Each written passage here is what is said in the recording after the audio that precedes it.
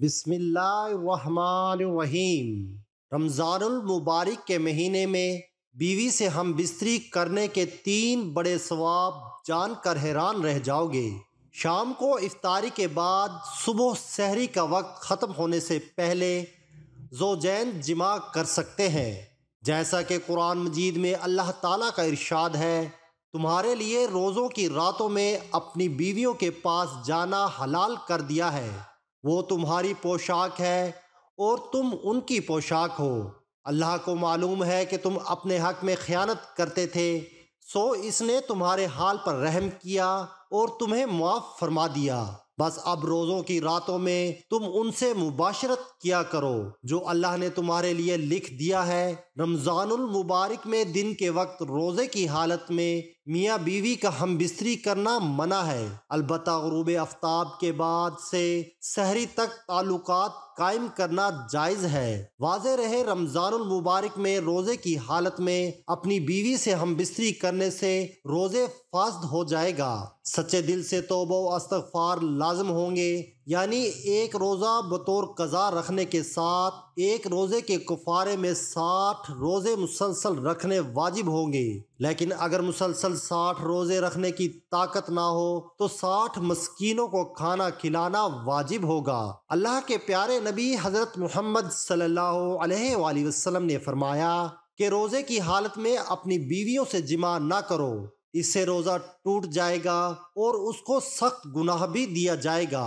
جس طرح کھانے پینے سے خواہشات کو روکا جاتا ہے، اسی طرح سے بیوی کی خواہشات سے بھی پرہیز کیا جائے۔ تو یہ دن کے وقت لیکن رات کے حصے میں بیویوں سے ملاقات کر سکتے ہیں، اگرچہ دونوں بغیر روزے سے ہوں، کسی مجبوری کی وجہ سے روزہ نہ رکھ سکیں تو دن کے حصے میں بھی بیوی سے جماع کر سکتے ہیں، لیکن یاد رہے روزے کی حالت میں بالکل منع ہے۔ محترم ناظرین، رمضان المبارک کے مہینے میں بیوی سے ہم بستری کرنے کے 3 بڑے فوائد ملاحظہ فرمائیں۔ پہلا بڑا فائدہ، اولاد نیک پیدا ہوتی ہے، کیونکہ رمضان کے مہینے میں اللہ تعالیٰ اپنی خاص رحمتیں اور برکتیں نازل فرماتا ہے، اور اس مہینے میں لوگ عبادت کرتے ہیں، نماز، روزہ اور اللہ کی عبادت میں مشغول رہتے ہیں۔ اس کی وجہ سے دل منور رہتے ہیں، اس کی وجہ سے دل میں ایک نئی تازگی اور ایمان میں ایک نئی حرارت پیدا ہوتی ہے۔ اللہ کی عبادت اور نیک اعمال کی وجہ سے اللہ تعالیٰ مرد اور عورت کے پانی میں بھی نکھار پیدا کر دیتا ہے۔ واضح ہوا کہ اللہ کے ولی جن کی اولاد بھی نیک ہوا کرتی ہے اور اب بھی ہوتی ہے، تو اس کی وجہ صرف اور صرف یہ ہے کہ وہ اللہ کی عبادت کرتے ہیں، جس کی وجہ سے ان کا دل تو روشن ہوتا ہی ہے، ان کا ایمان بھی ایک دم نورانی ہوتا ہے۔ اس کے علاوہ اللہ تعالیٰ مرد عورت کے مخصوص پانی کو بھی نکھار دیتا ہے، جس کے ذریعے ان کی ہونے والی اولاد بھی نیک ہوتی ہے۔ اللہ تعالیٰ اس میں نیک تاثرات پیدا فرماتا ہے، جس کے ذریعے سے اولاد نیک پیدا ہوتی ہے، تو اس لیے اولاد نیک پیدا ہونے کی کافی حد تک امید ہوتی ہے۔ دوسرا بڑا فائدہ کہ رمضان شریف کے مہینے میں بیوی سے جماع کرنے سے شیطان کے شرارت سے میاں بیوی محفوظ رہتے ہیں، کیونکہ رمضان المبارک میں شیطان کو قید کر دیا جاتا ہے۔ واضح رہے کہ رمضان المبارک کے علاوہ شیطان کھلے عام گھومتا ہے اور وہ کمروں میں داخل ہو جاتا ہے جہاں میاں بیوی اپنے خواہشات کو پورا کر رہے ہوتے ہیں، وہاں وہ داخل ہو جاتا ہے، جہاں وہ اپنے اثرات بیوی کے شکم میں یعنی بیوی کے پیٹ میں داخل کر دیتا ہے اور اپنی شرارت کرتا ہے، جس کی وجہ سے شیطانی شرارتوں والی اولاد پیدا ہوتی ہے۔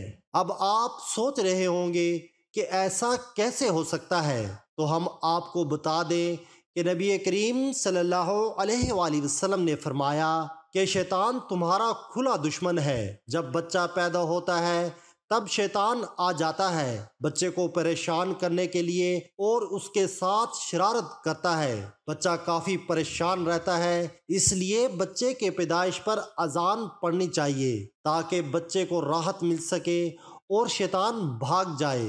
حضور نبی اکرم صلی اللہ علیہ وآلہ وسلم نے ارشاد فرمایا کہ اذان پڑھنے سے شیطان کافی میل دور بھاگ جاتا ہے، اس لیے اذان پڑھنے میں دیر نہ کی جائے، بلکہ جیسے ہی بچے کی پیدائش ہو تو اسی وقت اذان پڑھ لیا کریں۔ اللہ کے نبی حضور اکرم صلی اللہ علیہ وآلہ وسلم نے ارشاد فرمایا کہ جب موت کا وقت قریب آ جاتا ہے تب بھی شیطان اپنی شرارت سے باز نہیں آتا، وہاں پر بھی آ جاتا ہے تب بھی اس کو پریشان کرتا ہے تاکہ اس کی زبان سے کچھ نہ نکلے اور کلمہ طیبہ زبان سے نہ نکل سکے۔ اس لیے وہاں پر جو لوگ موجود ہوتے ہیں اس لیے وہ کلمہ شریف زور زور سے پڑھتے ہیں تاکہ مرنے والے کو کلمہ یاد آ جائے اور وہ سن کر کلمہ پڑھ لے، اور جب انتقال ہو جاتا ہے تب بھی وہ شیطان پیچھا نہیں چھوڑتا، قبر کے اندر بھی آ جاتا ہے جس کو بہکانے کے لیے، پریشان کرنے کے لیے